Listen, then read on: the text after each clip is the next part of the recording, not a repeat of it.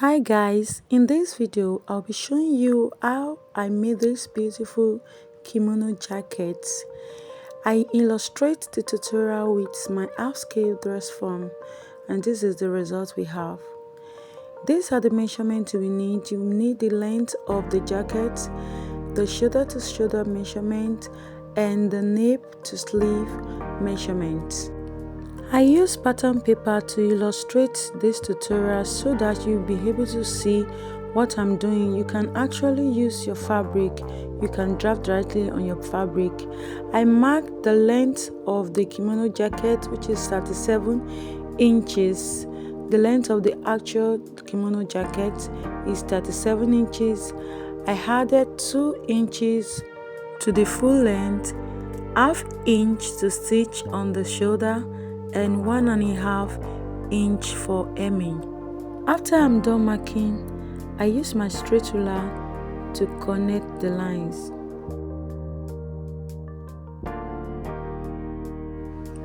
Next, I will go to the shoulder line.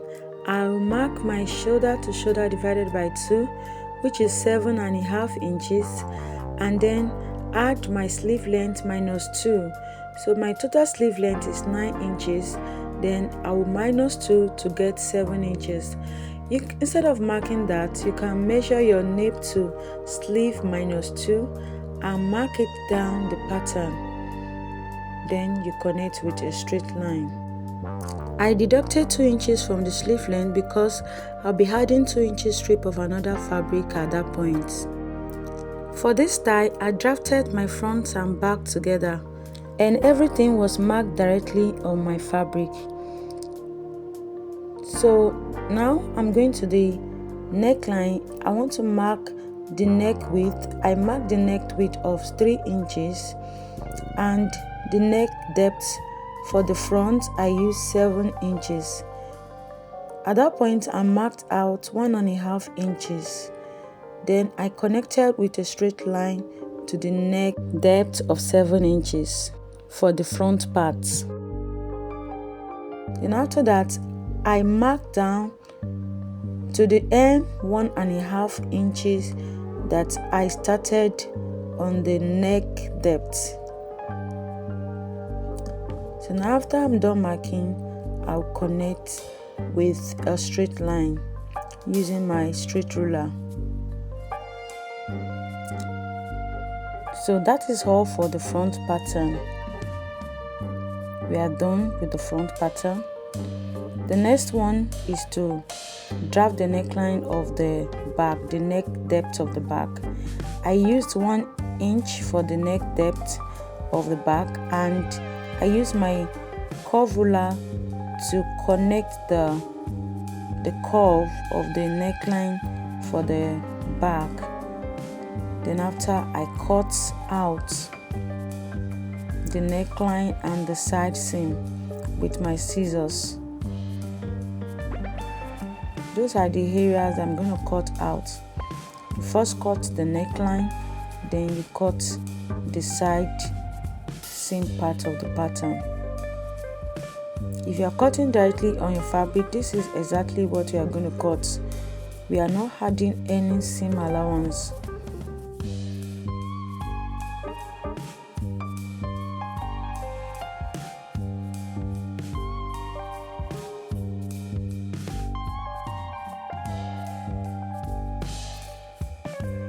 When I'm done cutting, I remove the back from the front. I remove the back pattern. So there I have my back pattern ready. Then there's something I need to do to the front. I need to cut out the neckline.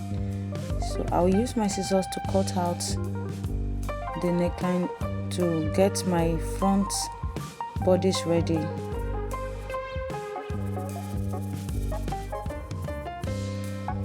Next, I'll be cutting on fabric. I'm not going to add any seam allowance. That is why I told you that you can mark directly on your fabric. So I'll be cutting on my fabric without adding any seam allowance.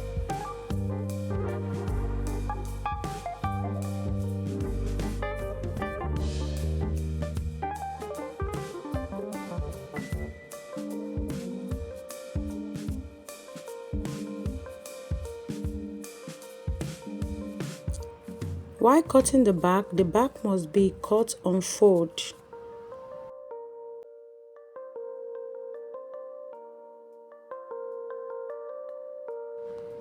Here I'm measuring the length of the side seam to know the length of the strip of fabric that I'm going to cut.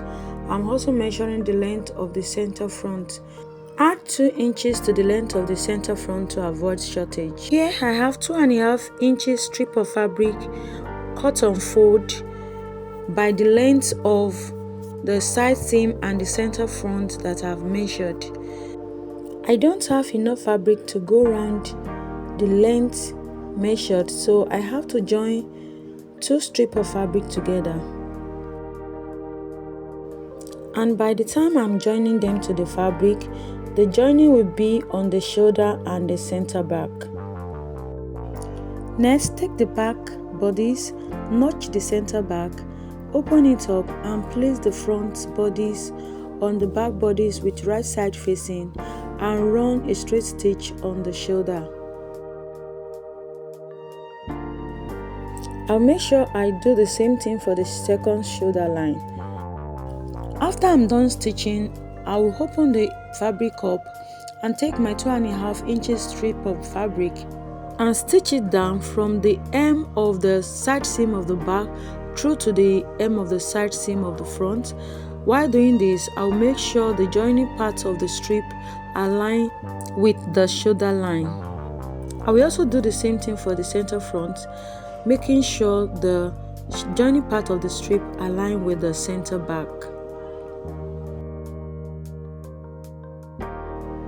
Now I'm done joining the fabric and I've given it a good press. You can see from here that the joining part of the strip align with the shoulder seam and the center back. Next, I'll go ahead and do my hemming.